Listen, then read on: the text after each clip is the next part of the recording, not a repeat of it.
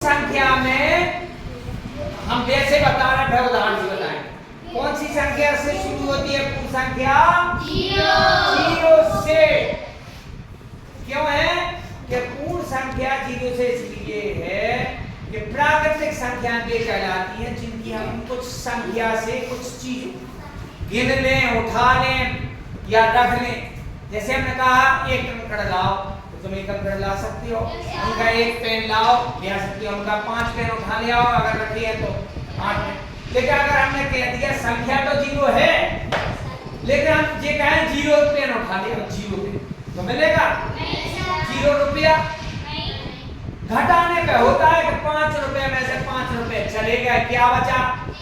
Zero या कुछ नहीं है।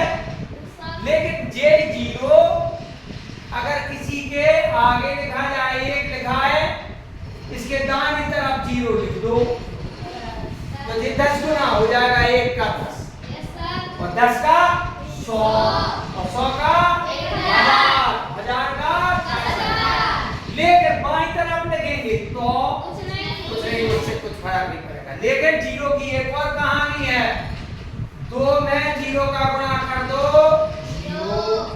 2 में जीरो का भाग दे दो, तो जीरो की 2 जगह घास दे, जहां यहां जीरो, जीरो का भाग 2 में तो जीरो।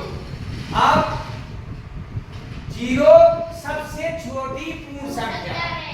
कोई पूछता है कि सबसे छोटी पूर्ण संख्या कौन सी है? जीरो।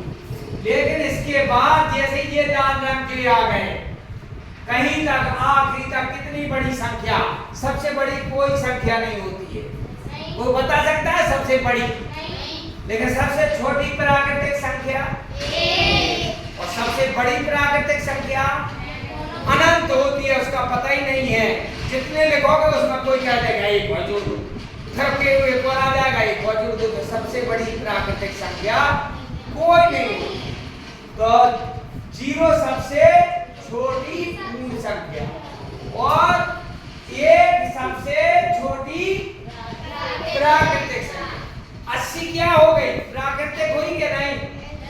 और एक पूर्ण भी है और प्राकृतिक भी है। एक पूर्ण भी है और प्राकृतिक। लेकिन जीरो केवल पूर्ण संख्या है। जीरो कैसी है? प्राकृतिक नहीं है। तो कोई अगर पूछता है सवालों में कि सबसे छोटी पूर्ण संख्या बताओ,